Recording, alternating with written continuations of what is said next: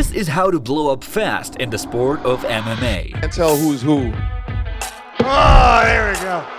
Hey, you know what? You know what, man? The moment I post a video of me jerking off my dog, they will put some credibility to that. Before every fight, there's always a build-up, a mental battle that unfolds before the physical confrontation itself. In MMA, we refer to it as trash talking. Whether you're a seasoned fan or a newcomer to the sport, in this video we will smash into the art of trash talking.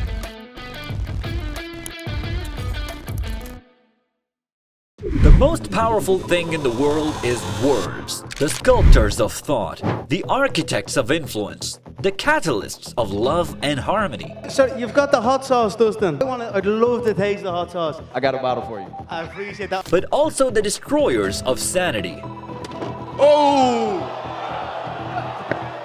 Words have the power to heal or destroy, which is why those who possess this weapon gain an edge in every walk of life, especially in combat sports, where fists and kicks aren't the only routes to victory. Words are equally devastating. But what exactly is trash talking? In simple terms, it's boastful remarks about the self and insulting comments about an opponent or an adversary. But it's deeper than what a simplified definition would explain. In mixed martial arts particularly, it's mental gymnastics before a physical duel. It's the art of getting into your opponent's head and forcing them into doubting their skills and sanity and making mistakes. Think of it as planting mental landmines in your opponent's mind. When they hear brutal and crude comments echoing in their head during a fight, it can throw them off their game. Because as hard as they try to forgive and forget, they are human at the end of the day and their emotions often get the better of them. But why do fighters walk down a path knowing that things can easily turn dark and ugly? There are so many reasons why, but the common ones are gaining a psychological edge over opponents and marketing the self so more fans are involved, which naturally multiplies potential paydays, especially if you can get your opponent to talk back. At times, trash talking is mutually beneficial for all parties involved, as it adds extra motivation to go out there and make the other bite the dust. When it comes to the trash talk, after that press conference or during, in the middle or whatever, pay-per-view shot up 25%. Now, trash talking or showmanship has been part of the combat sports landscape for a very long time. But a few names in particular have taken it to the level where it has become an integral part of the fight game. Take the great Muhammad Ali for example. He's widely regarded as the greatest of all time, not only because of a very long time he was invincible in the unforgiving boxing ring, but also because he knew better than any other man on the planet how to hurt someone without throwing a punch.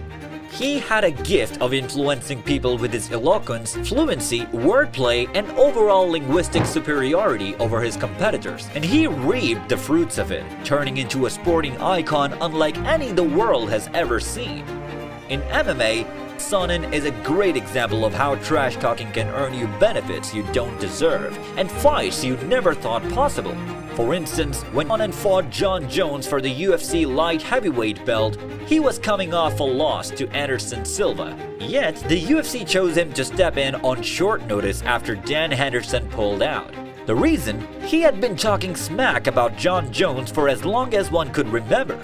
He got his wish and then he got battered. But the outcome of the fight isn't important here. The route to it is. And Conor McGregor knows that route like his 5 fingers. Not only did McGregor mainstream trash talking, but he also went from being a plumber to now a multi-million-dollar entrepreneur.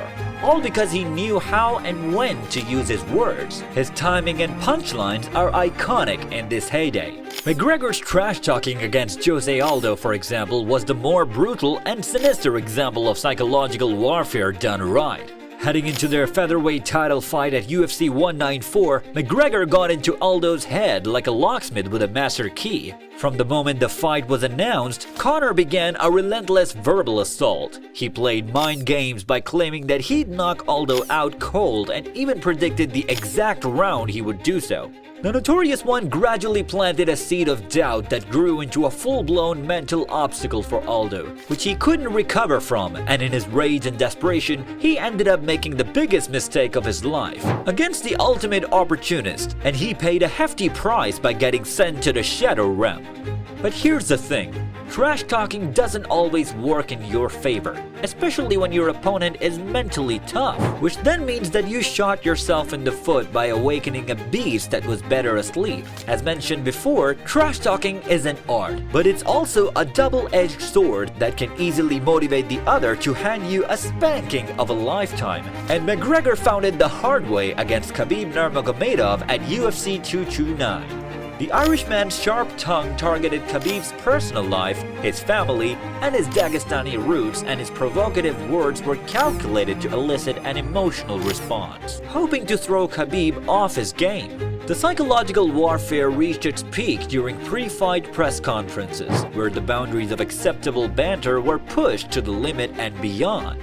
That resulted in one of the worst beatdowns in UFC history at UFC 229, when Khabib punched McGregor in the face and quizzed Mystic Mac about his deafening silence in the cage. Let's talk now, Khabib repeatedly said as he plastered McGregor with one shot after another.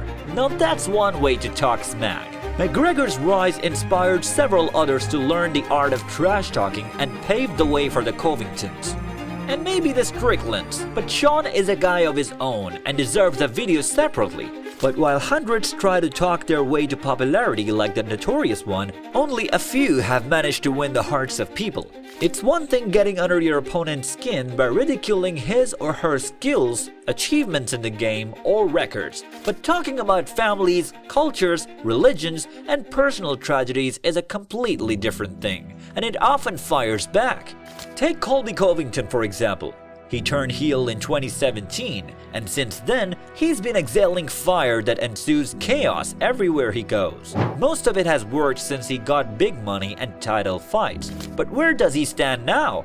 In the middle of nowhere after 3 losses in 3 title fights, and a 4th one appears to be a distant reality. Hell, he even had his tooth broken, his Rolex smashed, and his confidence shattered by George Masvidal because he didn't want to let him off the hook for all the smack he talked. What Covington has been doing isn't conventional trash talking. He's been ranting and blabbering whatever comes to his mind because the UFC never condemns anything, understandably so because it's a business at the end of the day. But that doesn't mean all talkers know the art of trash talking. To be an effective trash talker, a charismatic one that is, you have to talk mean, talk good, and talk naturally, and then back it up inside the cage. Words without actions fade into the void of unfulfilled promises. Winning is an integral part of the art, because being a good trash talker in MMA involves more than just talking. It's about expressing confidence and belief in your skills. But the key is being able to back up those words with actions inside the cage. It's a blend of charisma, self-assurance, and the ability to perform when the spotlight is on you. Who do you think is the greatest trash talker of all time? With that being said, I think you got who the real artist is in this video. Maybe in the next video we will delve more into this art, but for now, that's it from my drawing board.